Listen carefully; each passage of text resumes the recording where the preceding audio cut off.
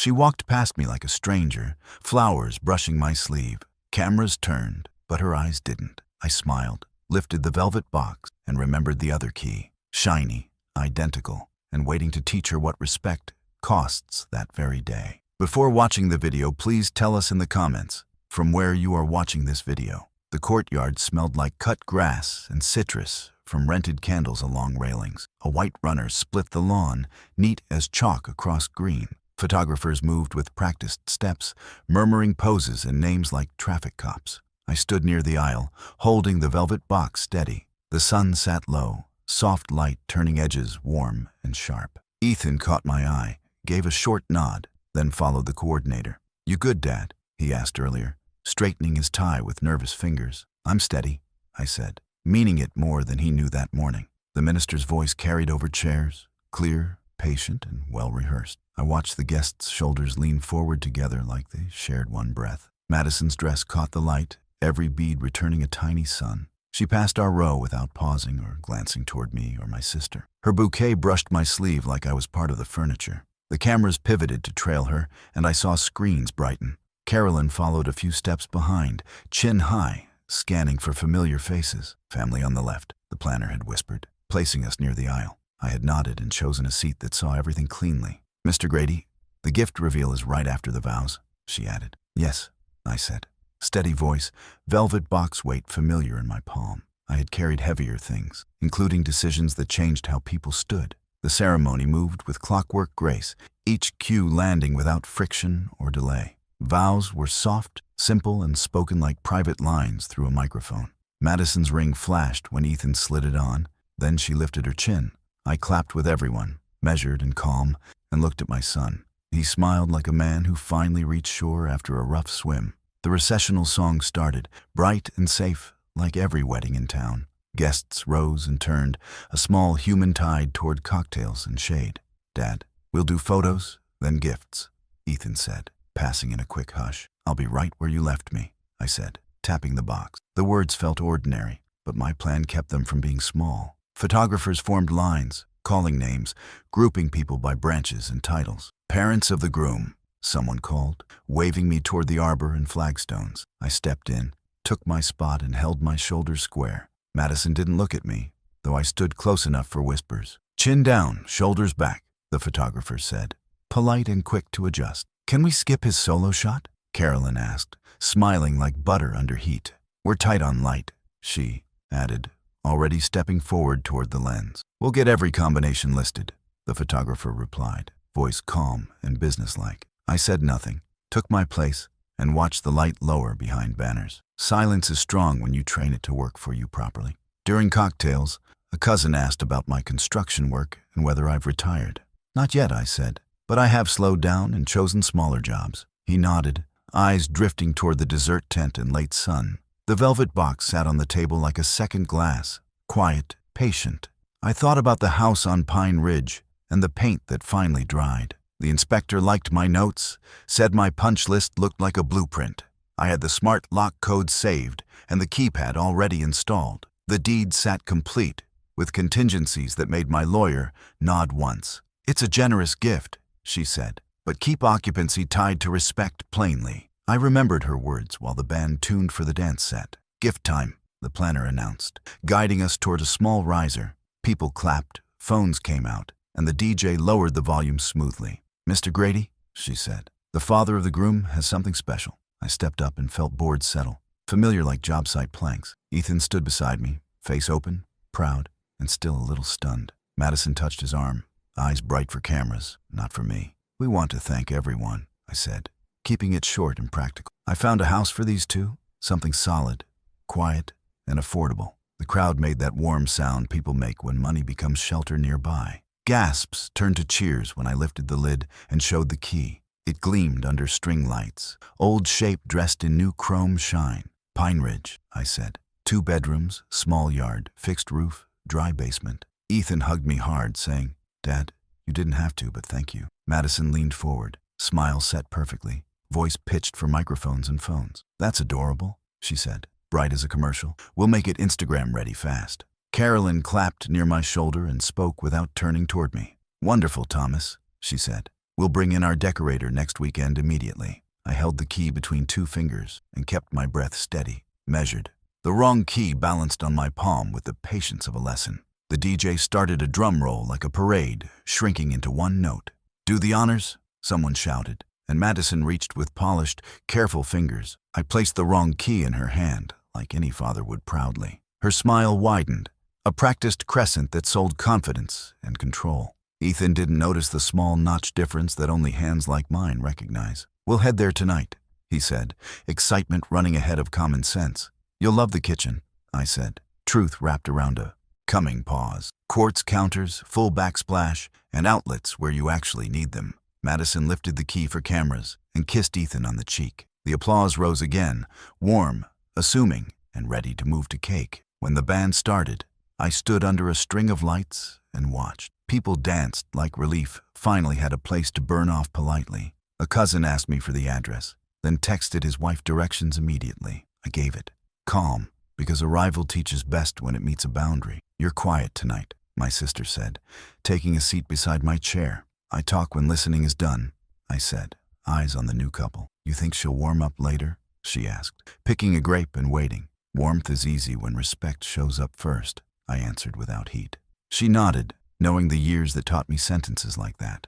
The box closed again with a soft click, holding what it no longer held. The planner thanked me, checked her list, and moved on like efficient weather. The bartender wiped a glass, asked if I wanted another club soda. "I'm driving later," I said, and he nodded like a man who's heard that. I walked the edge of the dance floor, stopping where light met shadow. Ethan and Madison spun through a song that everyone knows by heart. Her veil brushed his shoulder, and the room cheered at something tiny. "We'll meet you at the house," Ethan called later, passing quickly. "I'll be there," I said, meaning the driveway and the quiet waiting curb. Madison didn't speak to me, but she lifted the key again for cameras. It shone like a promise that forgot to read its own instructions first. The drive to Pine Ridge took 15 minutes, if you caught the lights right. I knew because I had timed it during the build, watching how morning sun hit the windows and how traffic curved near the old fire station. The subdivision sat quiet, full of starter homes with clean fences and identical mailboxes. When Ethan asked me months ago about mortgage options,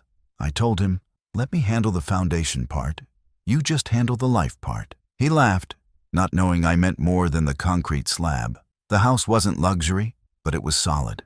2 bedrooms, 1.5 baths, backyard framed by maples I planted myself. I wanted him to start somewhere honest, not somewhere showy. I found the property in February, when frost still lived in the corners of yards. The previous owner had lost interest after a burst pipe ruined the kitchen floor. I walked through with my clipboard and boots, counting things I could fix without permits. "It's cosmetic," the agent said, apologizing for the smell of primer and dust. "That's fine," I told her, already picturing where the dining table might sit. The layout reminded me of the house Ethan grew up in.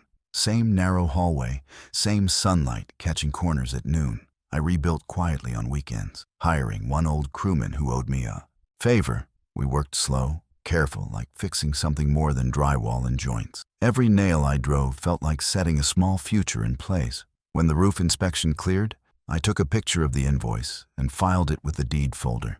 The county clerk's office smelled like old paper and coffee that never left the pot. "You doing this as a straight transfer?"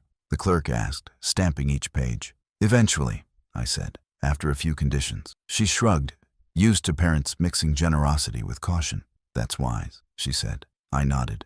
People think a gift is kindness. Sometimes it's also training. I added an occupancy clause through my lawyer, Diane Mercer, a woman who read fine print like music. "They can move in after marriage," she explained. "But title stays under you until mutual agreement is met." I signed every line with slow, even strokes. When Diane asked what I meant by mutual agreement, I said, "Respect, not signatures." She smiled like someone who's seen all definitions of that word. "Then write it plain," she said. "You're giving them a start, not surrendering boundaries." We added a line that any future deed transfer required joint consent, verbal and written. "That's unusual," she said, "but enforceable if no one disputes fairness." I thanked her and folded the copy flat in my glove box. I didn't want Madison thinking she married into leverage she hadn't earned. The house was supposed to be a welcome, not a trophy. I painted the living room soft gray, the kind that forgives bad lighting and arguments. The rest I left simple. Because simple stays. The neighborhood welcomed me in quiet ways. The retired couple next door waved each morning when I parked. "Fixin' up number 24? The husband asked once, watering his lawn. "Yeah," I said. "It's for my boy." He smiled, a knowing one, the kind for men who've seen things repeat.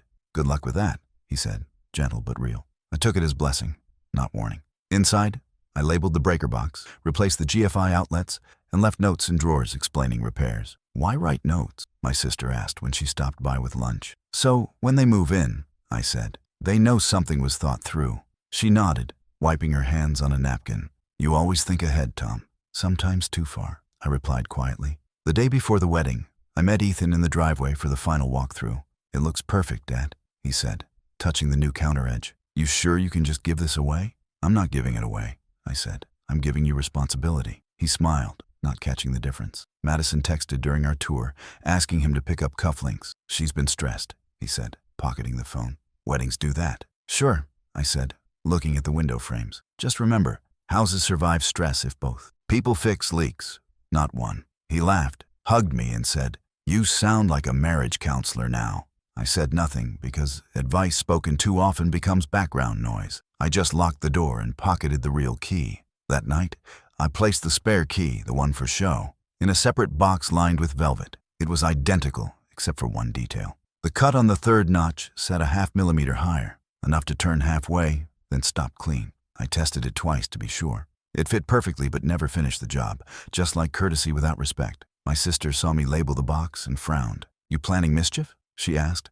half teasing, half serious. "Planning clarity," I said, sliding the lid closed. She shook her head, then smiled like old siblings do when they've stopped trying to change each other. "Don't start trouble. Trouble started itself," I said. "I'm just finishing alignment." The words sounded too calm for what they meant. The morning of the ceremony, I drove past the house once before heading to the venue. The maple leaves had turned faint gold, a reminder that patience takes seasons. The driveway looked clean, the lock new, the mailbox waiting for its first letter. I pictured Ethan's laughter inside, maybe dinner smells, maybe music. That hope stayed in one hand.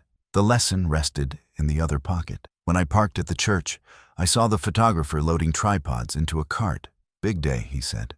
"Yes," I replied, "for all of us." He laughed without understanding why. The velvet box sat on the seat beside me, looking harmless, even generous. I tapped it once with my finger and said softly, "Teach gently, but teach well." By evening, the house would hold its first test, the one Madison wouldn't see coming. People learn better from doors that don't open than from words they never hear. I wasn't angry, just clear. Respect isn't owed because of ceremony or paper.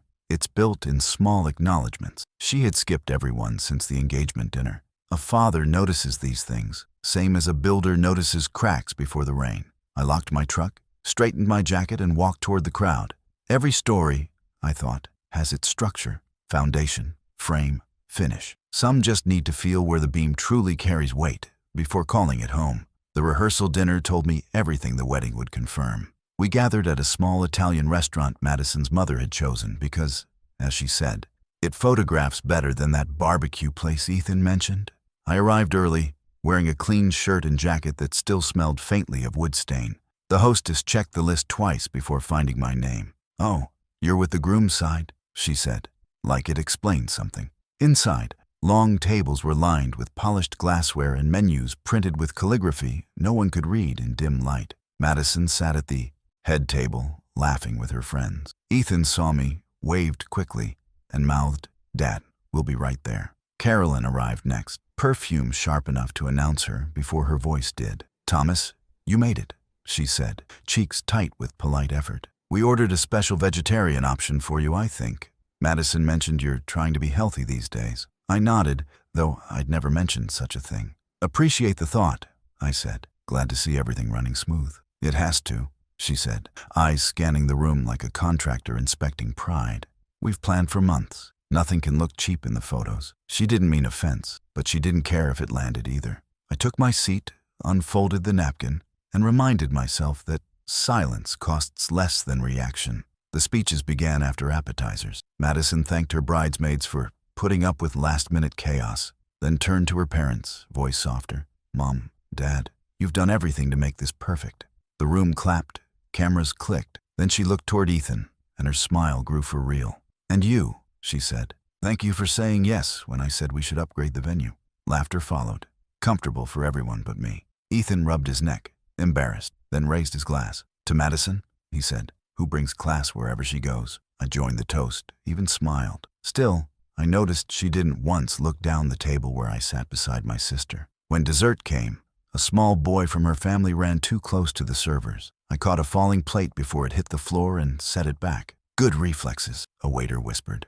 Madison's mother noticed but didn't say anything. Later, Madison leaned toward Ethan, whispering something that made them both laugh. My sister, Brenda, nudged me lightly. You okay? She asked. Just collecting data, I said. Old habit. She's young, Brenda offered, trying to soften edges. Youth doesn't excuse blindness, I said. Brenda sighed. You're planning something. I'm planning peace, I replied. Sometimes peace wears armor first. 2 weeks before that dinner, there'd been another moment. Madison had texted me directly for the first and last time before the wedding. Could you please not wear that brown jacket to photos? She'd written. It doesn't match the color scheme. I stared at the message a long minute before replying. Noted, I wrote back. Then I went and had the jacket dry cleaned anyway. Not to wear it, just to remind myself that civility and compliance aren't twins. That same week, she'd changed Ethan's phone background from a fishing trip photo of us to an engagement picture of them. She's helping me organize, Ethan said. She just likes everything neat. I noticed, I said, letting him keep his peace for now. At the wedding rehearsal, the minister asked us all to line up for the entrance. Madison corrected me twice on my pacing. You're walking too slow, Mr. Grady, she said, polite but clipped. Try to stay even with the music. Got it, I said. The third time she told me, I stopped mid-aisle, looked at her calmly, and said, then maybe the music can slow down for me. The best man coughed into his hand to hide a grin. Madison's face stiffened for a second. Then she turned away, pretending to check her flowers. Carolyn called from the pews. We just want timing perfect, Thomas. Nothing personal. Nothing ever is, I said quietly, stepping back into position. Ethan tried to smooth things over afterward. She's under a lot of pressure, he said in the parking lot. People get tense about details. I leaned against my truck, watching string lights reflect on his windshield. Details reveal character, I said. Pressure doesn't create behavior. It exposes it. He frowned, unsure whether to defend her or agree. Dad, please don't make this hard. I won't, I said. I already made it solid. He didn't ask what I meant, but he would learn soon enough. He hugged me before leaving, genuine as always. I love you, Dad. I know, I said, and I hope she learns to say that with her actions. The next morning, Madison posted a story showing her bridesmaids opening matching robes. The caption read, surrounded by my real family today. I scrolled once, put the phone down, and made coffee. Brenda called. You saw it? She asked. I did. You angry? No, I said. Anger burns fuel I might need later. You sound like you're writing a manual. Maybe I am, I said, smiling faintly. Chapter titles are writing themselves. By the time the ceremony came, small slights had built like hairline fractures under paint. She hadn't invited me to the final fitting, ignored my messages about pickup times, and corrected me twice in front of guests. None were loud, but all were noticed. People assume disrespect needs shouting. It doesn't. It only needs consistency. Every polite dismissal, every public oversight becomes a small cut. Enough of them, and a person stops bleeding. They just go quiet. I'd reached that stage by the rehearsal dinner. Quiet isn't surrender. It's storage. I was storing everything in the space between the right key and the wrong one. That night after the dinner, I returned home and sat at the kitchen table. The blueprints of the house still lay there, folded but not put away. I opened them, tracing each wall with my finger like checking a pulse. Builders learn to feel stress points, places where pressure always finds a way to show. People have them too. Madison's ran straight through entitlement. Ethan's ran through hope. I planned to meet both where they cracked. When the wedding day came, I didn't intend to ruin anything. I just wanted truth to knock first and see who opened. I met Diane Mercer on a Tuesday afternoon, her office above a bakery. The place smelled like sugar and paper, a steady, focused kind of warmth. She shook my hand, firm grip,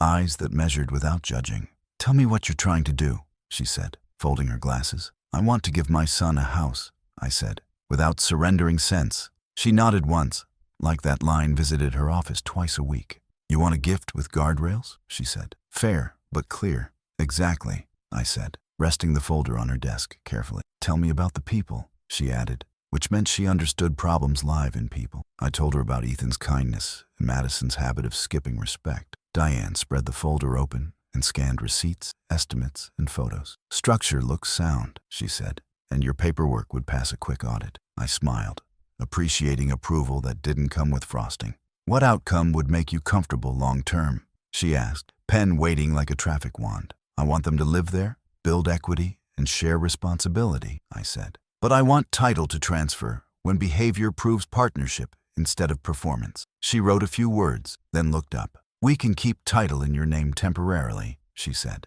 "Occupancy after marriage, transfer when terms are met." "Define terms," I said, testing the shape of that word with care. "In plain English," she said, "we have several options." She held fingers up, counting each one slowly and clearly. 1. A short-term trust, with you as trustee, them as beneficiaries. "Trustee?" I asked. "Trusted manager who makes sure rules are followed," she said. 2. A conditional deed with an occupancy agreement filed alongside it. "Occupancy agreement?" I asked. "A contract that says who lives there and under what conditions," she explained. 3. A simple deed in your name and a written side agreement. She paused, then added, "Side agreements can be weaker if someone gets combative." I nodded, liking doors that lock before storms show up. "What about fairness?" I asked, because words lose fights against that accusation. "Fairness reads better when it looks short and symmetrical," she said calmly. "You can ask for respect, but courts can't measure etiquette cleanly." "Then what can they measure?" I asked, leaning forward. "Maintenance, budget, and shared duties," she replied, tapping a legal pad evenly. "They can measure whether common bills are paid on time each month. They can measure whether property damage gets repaired within a reasonable time. They can measure whether both parties attend to agreed responsibilities." "Understood," I said.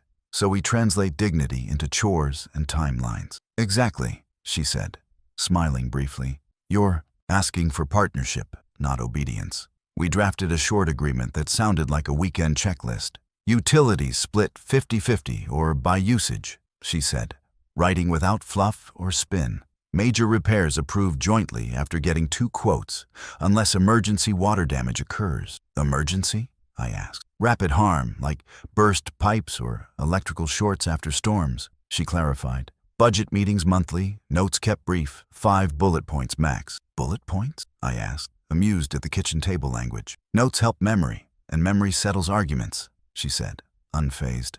"Any changes to occupants require unanimous consent." "Unanimous?" I repeated. "All parties agree?" she said, using the judge's voice for practice. It sounded like common sense, wearing a tie and good shoes. I brought up the other piece. "The human kind, lawyers can't staple neatly. There's also tone," I said. "How people talk and who gets dismissed." Diane sat back, weighing something, then spoke carefully. "We can't enforce tone," she said, "but we can enforce access." "Access?" I asked. "Codes and keys," she said, as if pointing at a map. "You keep primary control of the smart lock and deed while terms are unmet. If cooperation breaks, you secure the property while offering motel money," she continued. "Document the offer. It shows you acted reasonably, not punitively." I nodded, feeling how structure calms storms before anyone raises a voice. "What about a cooling-off clause?" I asked. "Wise," she said. 48 hours before decisions that change living arrangements. We talked through worst-case scenarios without selling fear. "If they split," she said, "you pause transfer and offer options. Buy out, sell, or continue under trust with new terms," she added. "Buy out?" I asked. "One buys the other's equity based on a fair market estimate," she said. "You'd need an appraiser or comparative listings to keep it clean." "And if someone accuses you of control?" she asked herself aloud. "Show the agreement's balance and your consistent, polite communication." She slid a sample letter across the desk. "This is how you say no without heat." It read like a contractor's estimate, measured, polite, and precise. I liked it because it felt like a level on a framing stud. Near the end, she folded her hands and looked steady. "What you want is dignity embedded in logistics," she said. "A house that trains partnership instead of feeding performance." I exhaled, surprised by the relief of hearing someone name the goal. "You'll be criticized," she warned, "because control looks like safety until it's denied." "Let criticism try," I said. "Doors don't open just because feelings shout."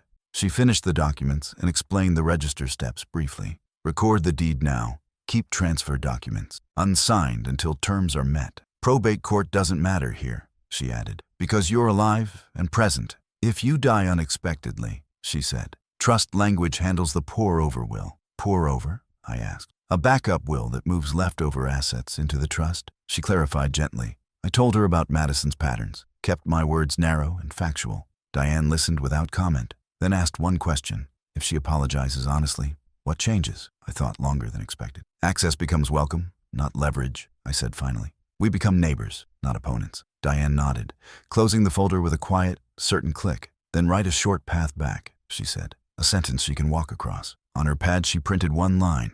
We all live here by choice, respect, and shared work. I read it twice, feeling its weight settle without noise. That'll do, I said, standing and shaking her hand.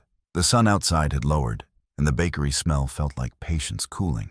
On my drive home, I stopped by the house and checked the keypad once. The numbers glowed soft in the dusk, waiting for whichever future arrived. I set the master code, the guest code, and the temporary event code.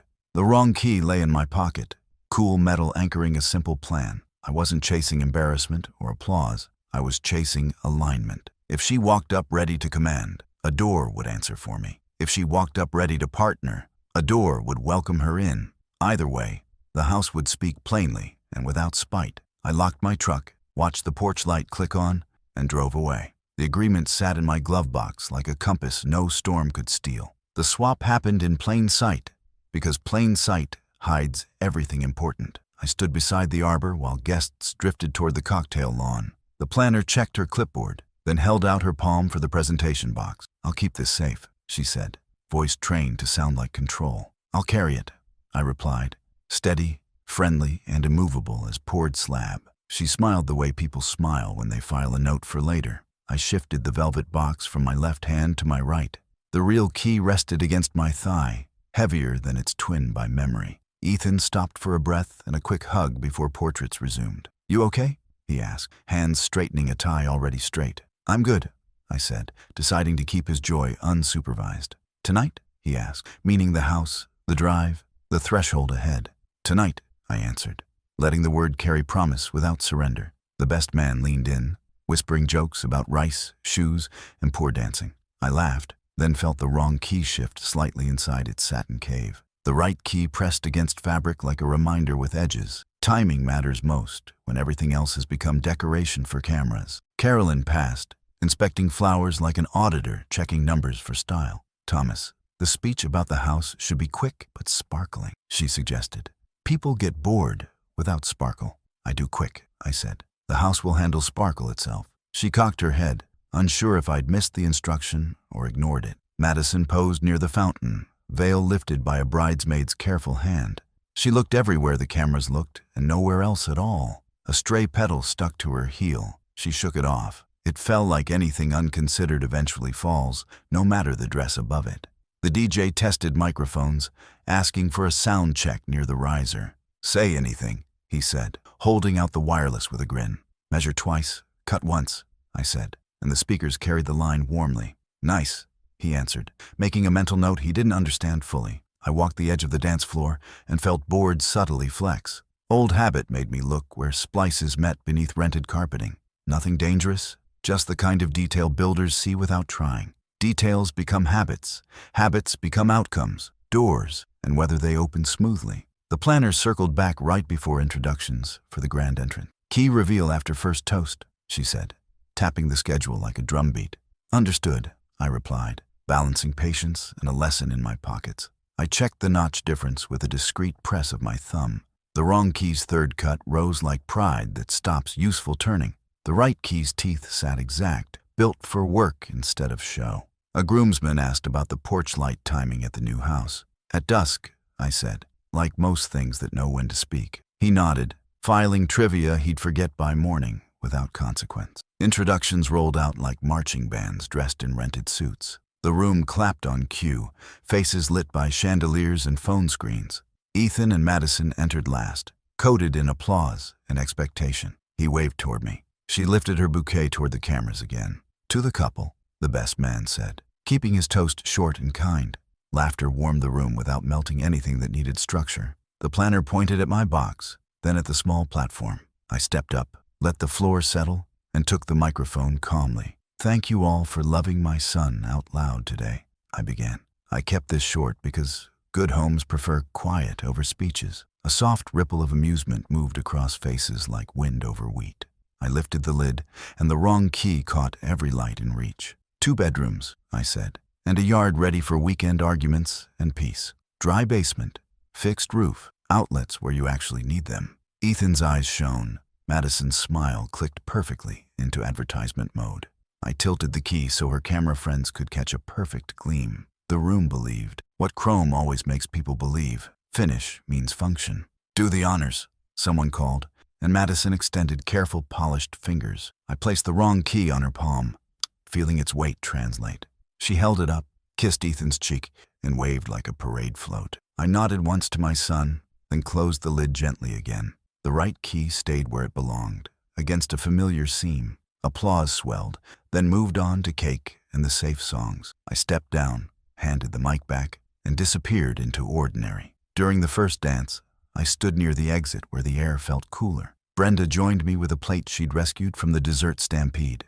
"You sure?" she asked, meaning the line we were crossing soon. "Sure," I said. "If they push, a door pushes back. If they reach, it opens." She considered it, then nodded like a person choosing to trust gravity. "She might explode," she warned. "Explosions make noise," I replied. "Structure makes rules." We watched Ethan whisper something into Madison's ear. She smiled for everyone else. Brenda squeezed my arm and went to chat with cousins who preferred easier nights. Later, the DJ announced send-off plans with sparklers and a choreographed walkway. People love pretending light comes from their hands when it's wire and powder. Ethan hugged me again, smelling like sweat, cologne, and happiness. "We'll see you there," he said, already aiming for the door. Madison held the key like a baton that proved she led the band. "We've got bags in the car," she said. "Efficient, certain, camera ready." "Great," I said, letting my voice land like a level on a beam. "Travel safe, porch lights on."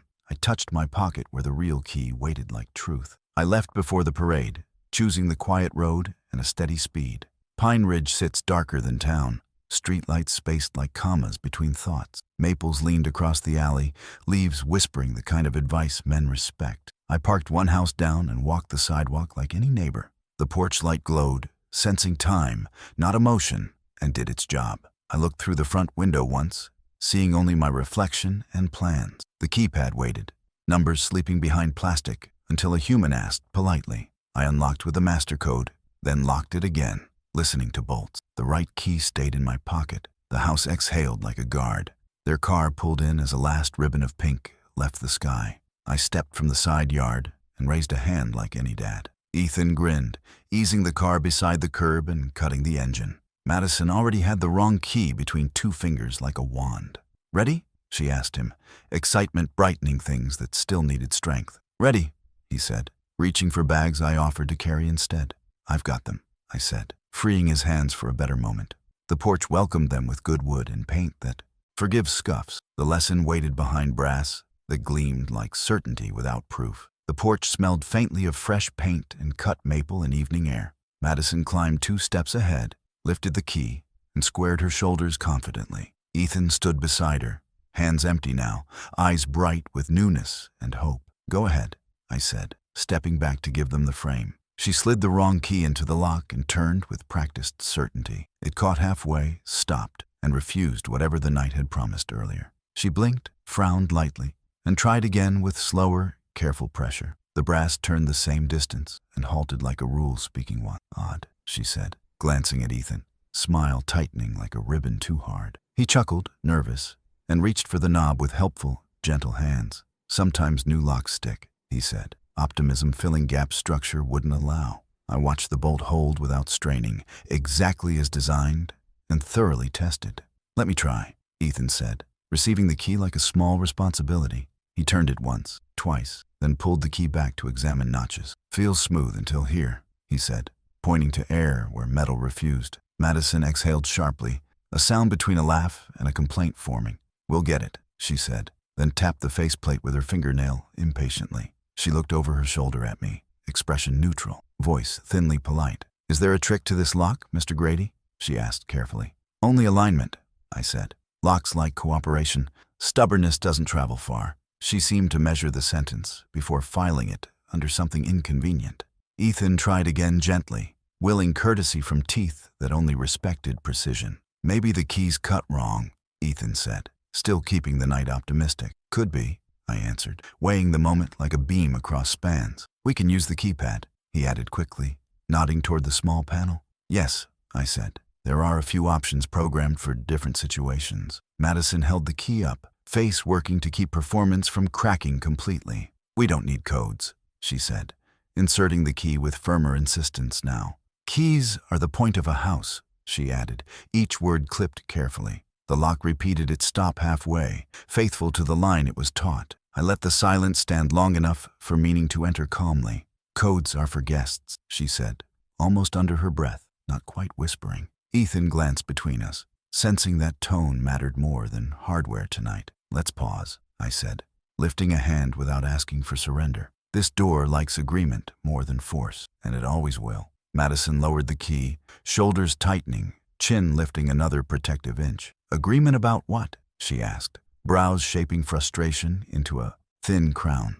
About how we live here, I said, calm, measured, voice level as tools. Partnership beats performance, and respect beats spotlight every day. Ethan swallowed, focus shifting from metal to meaning, like a man waking. Dad, he said softly, is there something we need to know now? Just the terms we discussed, I said, eyes on him, not her. Occupancy while married, transfer when partnership functions like a team consistently. Madison frowned deeper. You're saying no on our wedding night, she said, disbelief sharpening. I'm saying yes to the right door once the right people knock, I replied. Ethan took a breath, then another, steadying with the patience I raised. What does that look like tonight? He asked, simple, direct, wanting clarity. It looks like a conversation on this porch without cameras and scripts, I said. I'm not performing, Madison said, the word performing landing harder than intended. Maybe not, I answered, but the house listens for partnership, not show. Ethan touched her shoulder gently, asking for space without creating a scene. Mad, he said softly. Let's hear him for a minute, please. She hesitated, measuring anger against optics, demand against the hard line of brass. The porch light hummed and held, steady as a metronome for adults. Night gathered around us like a room with walls you couldn't see. Here's the short version, I said, because short stays clear under pressure. Title stays with me until certain simple conditions live here for 6 months. Madison folded her arms, mouth a firm line holding back several unsent declarations. Conditions like what? Ethan asked, ready to solve, not escalate or accuse. Shared bills on time, maintenance decisions together, and monthly budget notes, I said. Nothing dramatic, just chores that prove partnership rather than posture publicly. Madison tilted her head, eyes flashing hurt that wanted me to retreat quickly. You don't trust me, she said, deciding the battlefield in one sentence. I don't know you, I said, telling the truth with respectful, quiet volume. Trust grows with patterns, not rings or curated photographs. The key glinted in her hand, looking heavier than it had indoors earlier. Ethan watched both of us, love pinned between structure and a rehearsal script. Tonight? Ethan asked again, voice careful, like walking on floorboards that creak. Tonight we can use the guest code and sleep under a roof safely, I said. Or we can take a night to cool down and return tomorrow calm. Madison looked at the keypad, then at the brass that kept its promise. So we enter as guests into our wedding house, she said, taste bitter. Guests become family by how they act once inside, I answered gently. The code is a hand extended, not a leash, I added steadily. Ethan nodded slowly, accepting the bridge that didn't insult either side. What if we stay with friends and talk fresh in the morning? He asked. That works, I said, and I'll cover a motel if privacy helps. Madison's eyes shifted, surprise bending anger into calculation just a little. Ethan took her hand, squeezing once, signaling partnership that wanted to breathe. Matt, this isn't the hill, he said, voice soft, eyes asking peace. We'll still live here, he added, but we'll start it right, not loud. She looked at him, weighing wedding momentum against the cost of midnight war. I'm tired, she said finally, like a confession disguised as control. We can talk tomorrow if he's actually reasonable about transfer timing.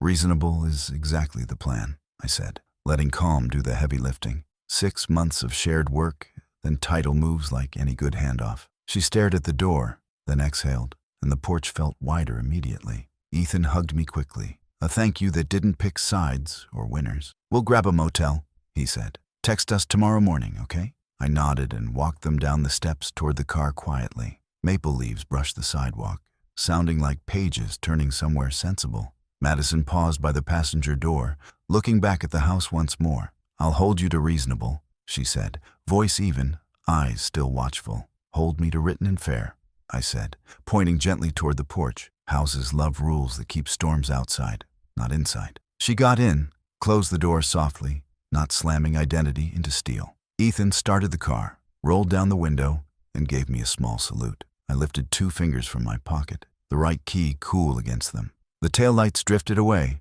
and the street returned to its normal heartbeat. The porch light steadied, and the lock stayed honest in the soft dark. I drove home the long way, letting neighborhood quiet settle my shoulders. Porch lights blinked like buoys on a calm river after parade noise. Brenda called before I reached my driveway, voice soft but steady as habit. "How bad?" she asked, skipping hello because siblings can. "Not bad," I said, parking under the maple that keeps summer shade. They chose a motel and a morning conversation. She exhaled, old worry leaving through a safer door. "You kept it clean?" she asked, meaning words, not woodwork. "Clean and exact," I said. The lock taught more than speeches. Inside, I poured water, then stood at the sink without needing anything. My phone buzzed with a number I didn't recognize, but expected anyway. Carolyn Cole. The preview read, "Unacceptable. You embarrassed my daughter on her wedding night." Another followed quickly, longer, hotter, and full of moral math. I silenced notifications, then sat at the kitchen table quietly. The house sounded like houses do. Refrigerator hum, distant tires, a settling joist. I typed short reply with the patience Diane had printed earlier. I offered shelter and a clear path. Tomorrow works for next steps. I put the phone face down and let wood grain hold my eyes. Ethan texted next, shorter, calmer, heavy with someone juggling 2 homes worth of weather. "We checked in okay. She's upset but listening. Thank you for offering help." I answered with the same length he used, keeping tone even and neighborly. "Glad you're safe. Breakfast on me tomorrow. We'll lay out the plan." 3 dots appeared, vanished, then returned like a boat, testing shallow water. "She feels judged," he wrote. I told her it's structure, not punishment. I replied, "Structure loves us more than approval does." He sent a simple heart, the quiet kind sons use when choosing balance. Social media tried to build its small fire without dry wood. A bridesmaid posted a photo captioned, "Some people forget class is contagious." Another wrote, "Nothing ruins a night like old jealousy." Brenda sent screenshots before I could pretend to ignore them longer. "Do not engage," she wrote, knowing me too well to waste advice. "I remember," I answered, the 2 words carrying 20 shared winters. I brewed coffee despite the hour because calm sometimes needs a handle. Steam rose, steady, then disappeared, leaving only warm air that didn't argue. I let the cup sit untouched and cool, ceremony without audience. Carolyn called instead of texting, because escalation prefers voice when prints fail. I answered to finish the cycle before bed found me finally. "Thomas, this is cruel," she started, skipping courtesy like a step she disliked. "You staged a scene to humiliate a woman on her wedding night." I waited, letting echoes settle so sentences wouldn't race each other. "I offered a roof and a morning," I said, simple and complete. "You offered control," she snapped. "A man who holds keys holds power. A man who holds rules holds peace," I replied, without heat or victory. "We'll talk tomorrow with Ethan present and the agreement on the table." She switched tactics, the way people do when doors won't open by pushing. "Madison's friends are furious," she said. "Do you want a public mess here?" "No," I said, "which is why we're keeping it at a table." "You think you're teaching her," she said, breath high, words fast. "I'm teaching the house what kind of family it will hold," I said. Silence stretched until she chose to hang up rather than downshift. I placed the phone beside the coffee and looked at the clock. Time moved like it should when no one drags it toward panic. Near midnight, Ethan texted again, this time from a softer place inside frustration. "She's reading the line you suggested. We all live here by choice." I pictured the motel lamp glow, the cheap air conditioner, their tired shoulders. "Ask what choices build trust," I wrote. "Ask what proof looks like daily," he answered. She asked if you'll transfer sooner if it goes well. 6 months is kind to habits, I wrote. Shorter rewards performance, not partnership. "Okay," he replied. "Tomorrow 10 at the house?" I typed 10 works and added, "Coffee and bagels included." He sent another heart, then nothing, which meant sleep finally found them. I washed the cup I never drank and wiped the counter without thinking. The motions kept my hands honest, while my head stayed still. Before bed, I wrote one more message to both of them together. I'll reimburse the motel if you prefer privacy for 2 nights. The offer landed like a level on a beam. Straight, quiet, helpful. Ethan replied, thanks, we're okay for 1 night. Tomorrow's fine. Madison didn't respond, which I chose to read as mercy, not war. I turned off the light, heard my house exhale, and let the day end. Doors closed, rules held. Morning had work to do. I woke early, not because of nerves, but because mornings are builders' friends. Breakfast places fill with men who measure twice and speak once every day. I packed the folder with copies, a pen that writes on damp paper, and patience. Brenda texted, want me there? And I answered, not yet, but close. Diane's sample letter sat on top. Simple sentences wearing their Sunday clothes. I left my phone on Do Not Disturb and stepped into air that forgives mistakes. The street felt honest, the way streets do before people heat them. I reached the truck, then felt it vibrate through denim anyway. A final message waited from Madison, written at some thin hour between anger and clarity. I'll hear you out. I won't be shamed. Respect goes both ways. I stood beside the truck door and read it twice without blinking. I typed slow, exact, using words we could live inside later. Agreed. Respect goes both ways and begins today. 10 o'clock works. I added nothing else, because extra flour makes bread heavy when hunger waits. The sun lifted over roofs like an inspector flipping flashlights in attics. I started the engine, let it idle, and chose a speed that kept trust. The house on Pine Ridge would hear 3 voices and choose its morning. I arrived at Pine Ridge at 9:45, with copies and coffee. The porch smelled like last night, except the light felt more forgiving. Maple shade cut the glare, letting details look reasonable instead of hard. Ethan pulled in first, waved once, and parked facing the quiet street. Madison stepped out slowly, eyes clear from sleep, hair tied back simple. She wore flats, practical, which told me something about today's engine. Morning, I said, holding out a bag of bagels and napkins. Thanks, Ethan replied, taking them like a man choosing small peace. Madison nodded, then looked at the door without performing for air. I set the folder on the porch table and let silence make room. We'll keep this. Short, plain, and fair, I said evenly. Title stays with me for 6 months while we build partnership here. Madison crossed her arms, then uncrossed them, exhale soft but audible. Define partnership, she said, voice steady, not trying to win by volume. I opened the folder and slid a 1-page agreement between 2 coffees. Shared bills on time, monthly budget notes, and 2 quotes before big repairs. Either of you can call an emergency if water or power threaten safety. Ethan scanned the page fast, then slower, then breathed like someone landing. This is reasonable, he said, meeting my eyes without flinching. Madison read every line twice, lips moving slightly at the bullet points. This is an occupancy agreement, I said, tapping the header once. You live here now, and the house treats you like grown partners. At 6 months, we sign the transfer and record at the county. Transfer means deed moves from my name to both of yours. Trust is a backup vehicle if something unexpected interrupts those months. Ethan nodded,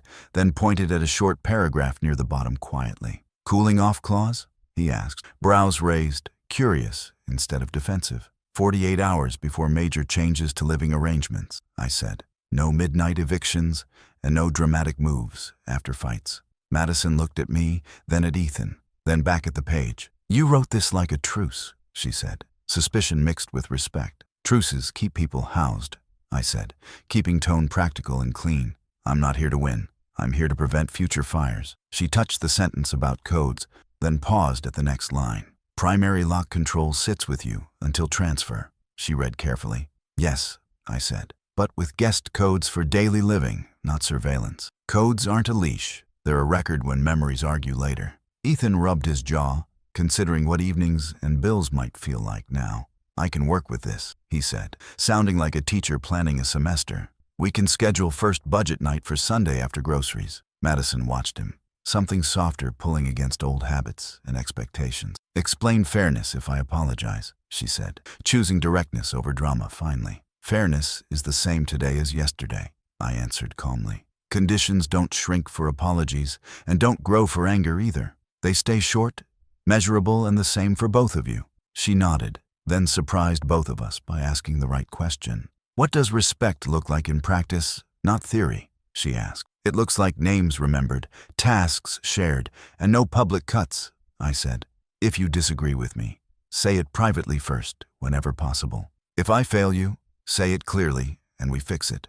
not perform. Ethan smiled, the kind that means hope just sat down to stay. We initialed the hour margins where Diane had left small boxes. Ethan signed first, then passed the pen without prompting or speeches. Madison hesitated, then wrote her name with a steady line and period.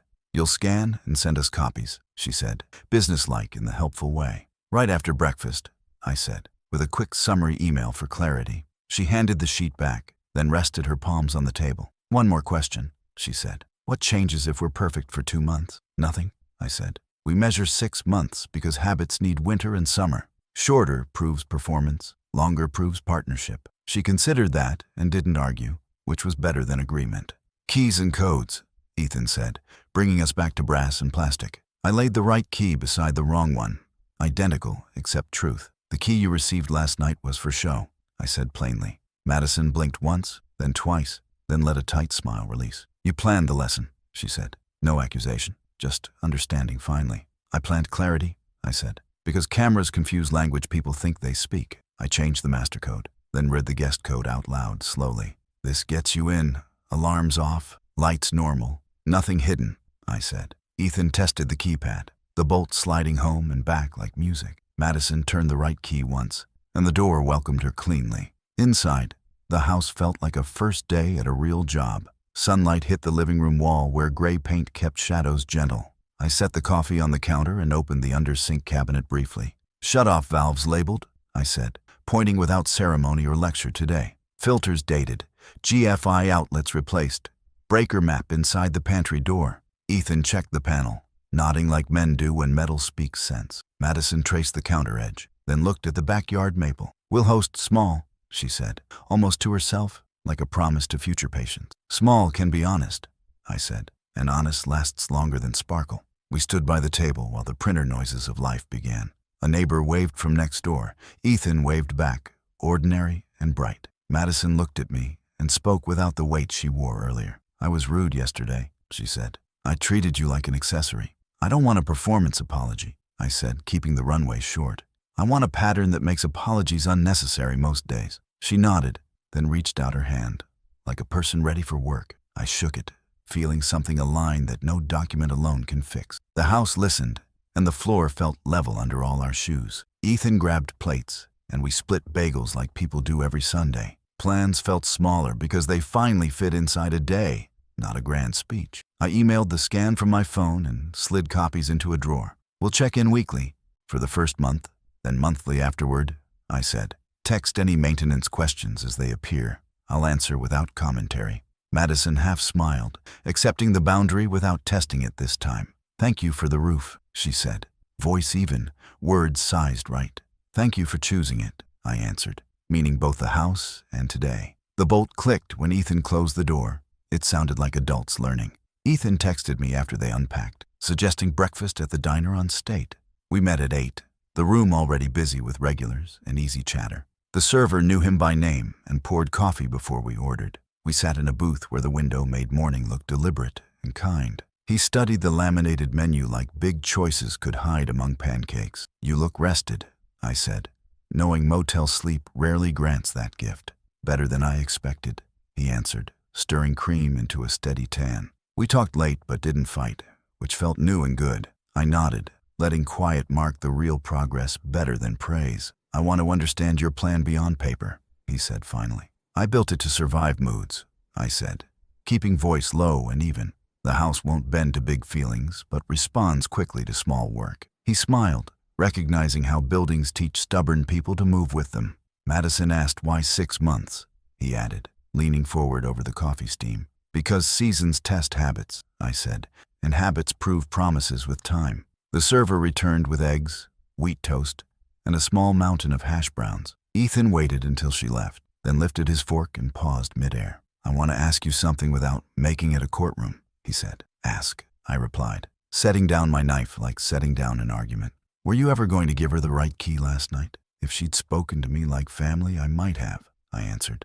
He stared a second, then nodded as if measuring weight against fairness. "I see it," he said, and I felt the line too. He ate quietly, then wiped his mouth with a paper napkin slowly. "She wants to be respected first. You want respect to be mutual." "Mutual keeps doors square," I said.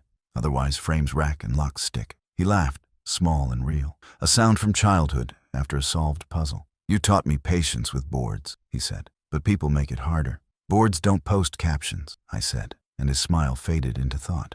She posted something yesterday, he admitted, but took it down before midnight. I won't read it, I said, because past smoke doesn't warm rooms. He nodded, then asked about the cooling off clause with genuine curiosity. It protects sleep, I said, and good sleep stops bad decisions early. He drummed fingers softly, the old habit from tests, ball games, and rain. I need you to trust me as husband, not as your apprentice, he said. Then give me husband results, I replied, gentle but exact on purpose. You'll get them, he said, not defensive, just honest about tomorrow's work. We ate for a minute while the diner reminded us life likes simple. Plates clinked, someone laughed, a bell over the door kept score softly. Normal felt like proof that design could handle weather without headlines. He set down his fork and looked at me directly, eyes clear and steady. I should have corrected the rehearsal digs, he said, owning the missed moments. You kept the piece alone, and that wasn't fair or right. I shrugged once, acceptance without reward, because men need practice admitting failures. Correction is cheaper early, I said, but repairs are still possible later. He exhaled, relief mixing with resolve like glue joining ends correctly. I'll speak up fast, he said, and ask for private respect with you. Good, I said, and ask me directly if I cross lines too. You haven't, he replied, but I will anyway, because that's partnership. The server refilled coffee and asked about pie, which we declined together. He pulled a folded paper from his pocket, edges worn from reading. I wrote our first month's budget draft, he said, sliding it across calmly. I scanned the lines. Rent placeholder 0, utilities split, groceries realistic, savings modest. This is clean, I said, circling a line about emergency fund deposits monthly. Add a line for maintenance reserve, I added. Even 50 helps when needed. He nodded, wrote it down, and added Saturday morning as budget time. Madison agreed to Sunday chores list before football, he said, half grinning. Football tolerates chores if chores finish before kickoff, I replied easily. We adjusted numbers like aligning hinges so doors don't rub later. The page looked stronger when we were done, which mattered more than pride. Tell me the truth, he said, voice quieter like talking to weather. Did you ever doubt I should marry her? I let the question stand between plates until it lost power. I doubted whether she knew partnership yet, I said, slow and careful. I never doubted your heart could learn boundaries without closing. He listened, then nodded like a student writing inside his skull carefully. She said you're exacting, he added, testing whether I'd argue my nature. Exact keeps roofs dry and arguments shorter, I said, unapologetic but kind. If exact turns cruel, you tell me, and I'll cut it back. He smiled, because offers only count when they include limits for givers. Deal, he said, tapping the budget like a judge with a friendlier gavel. We paid at the counter and stood by the door, morning bright beyond glass. A contractor I knew waved from a stool and asked about retirement again. Soon, I said, after one more. House learns good manners properly. Ethan laughed, shook the man's hand, and held the door for an older couple. Text me after your first grocery run, I said in the parking lot. We'll install the washer hose screens this weekend and call it progress. She's already planning chili for Sunday, he said, hope stitched into chores. Text her the spice list, I replied, because inclusion starts at the cart. He pocketed the budget and hugged me, quiet and steady without performance. Thank you for not letting noise set the rules, he said. Structure learns, I answered. So do we. Madison stood at the kitchen island with a notebook and a pen. She drew 2 columns, labeled weekly and monthly, then underlined both once. Ethan unpacked a box of mugs while I checked the pantry shelf level. We'll keep chores simple, she said.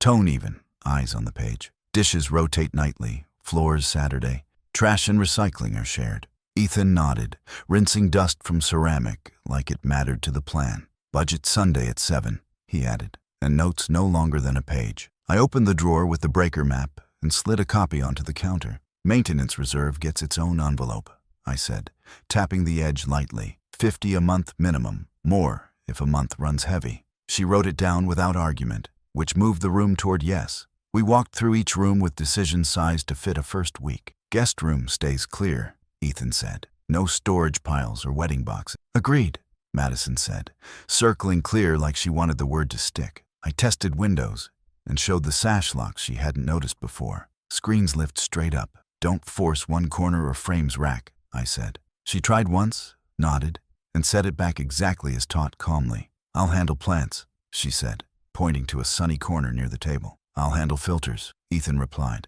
lifting the HVAC panel carefully. We'll both handle laundry, she added, meeting his eyes without play. Together works, he said, smiling like a man who likes useful promises. The house absorbed agreements the way wood takes stain when sanded right. By noon, the neighbor couple stopped by with a small welcome cake. I'm Howard. This is June, the husband said, holding the box carefully. We do quite well here, June added, smiling the way porches like. Quiet sounds perfect, Madison said, and she meant it without selling anything.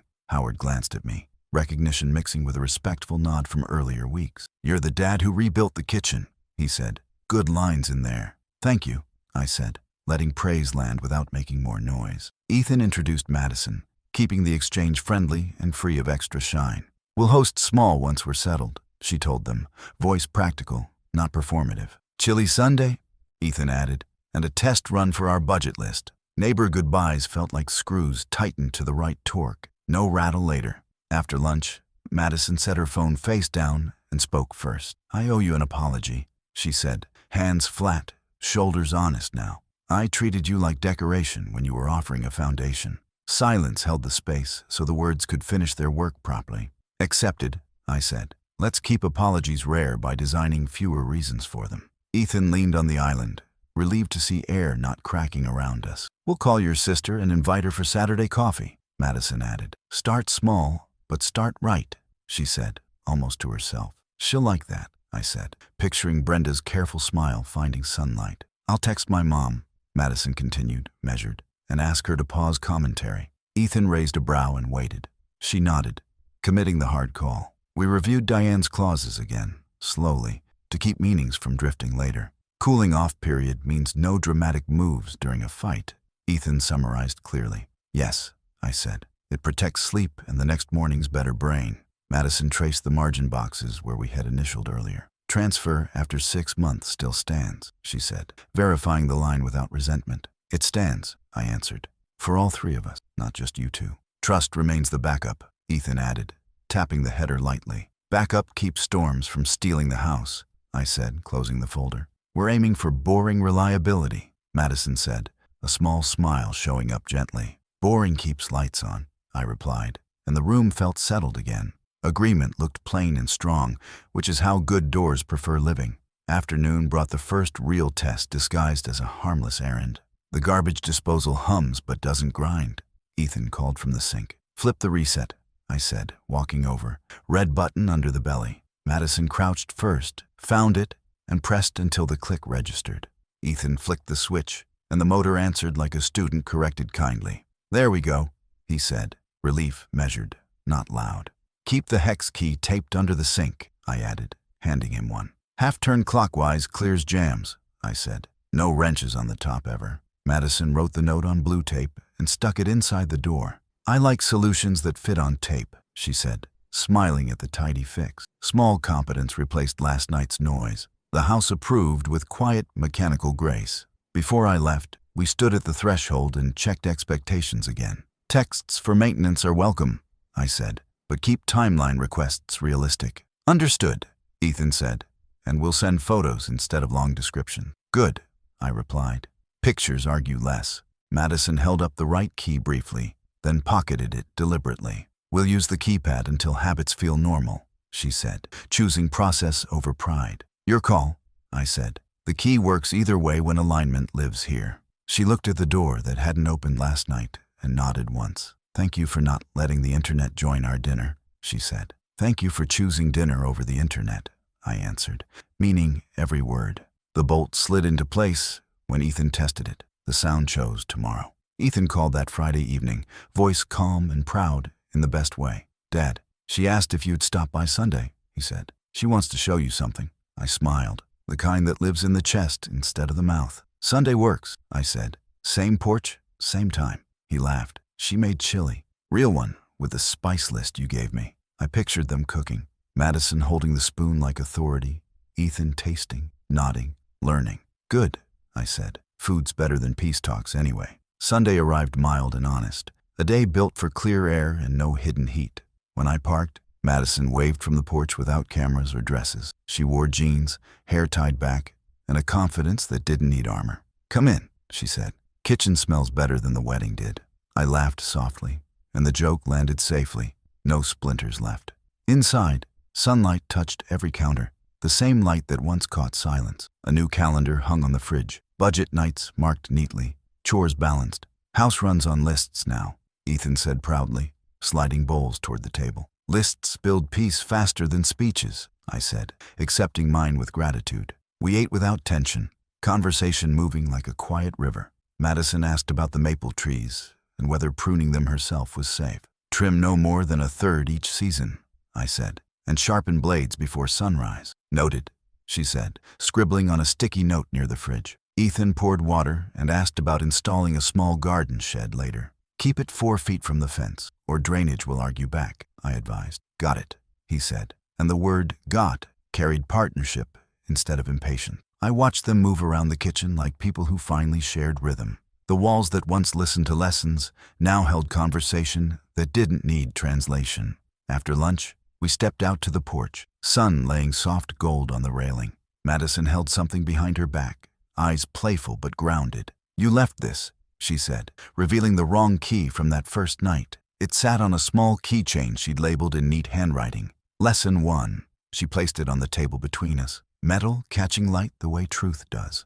"We kept it as a reminder," she said. "Not of punishment, of beginnings." I nodded, the kind of nod that saves words for better use later. "It taught alignment," she said, "and patience, mostly mine." Ethan smiled, wrapping an arm around her shoulder lightly. "She even reads the maintenance notes now," he said. By choice, I took out the folder one last time, same one that lived in my glove box. The transfer deed rested on top, signed by me that morning at the clerk's office. 6 months turned into 5.5, I said, sliding it forward. "You beat the clock because behavior did the same." Madison looked at the document, eyes soft but focused. "So it's ours now?" she asked, cautious but hopeful. "It's been yours for a while," I said. Paper just waited for proof. Ethan signed, then handed her the pen, and she followed without hesitation. "This time the key fits for keeps," I said, placing the right one on the table. She turned it in her palm slowly, like understanding had shape and weight. We stood together at the door,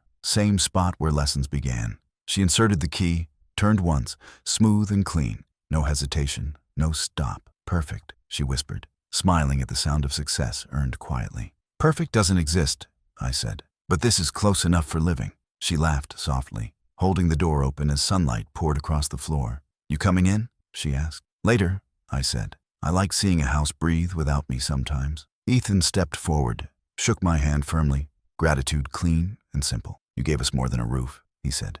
"You gave us balance." "Balance builds roofs that last," I said. "Keep leveling it daily." As I walked back to the truck, I heard laughter drift through open windows. It wasn't loud. It was normal, which is better than celebration. I looked once more at the maple trees, steady and certain in their frame. The porch light clicked on early, learning peace instead of guarding pride. In my pocket, only emptiness where 2 keys once rested. A builder's sign that works complete. Houses don't reward sentiment, they reward maintenance. People too. Before driving away, I sent one final text. "Proud of you both. Remember, houses hear tone before words." Ethan replied with a photo, Madison at the table laughing mid-bite, holding the old key labeled Lesson 1. Beneath it, his message read, "Lesson learned, promise kept." I smiled and started the engine. Rode steady under the tires like trust under time. If you found this story meaningful, don't forget to like the video and tell me what you think in the comments. And of course, subscribe for more stories like this one. Stories about respect, patience, and the quiet power of doing things right.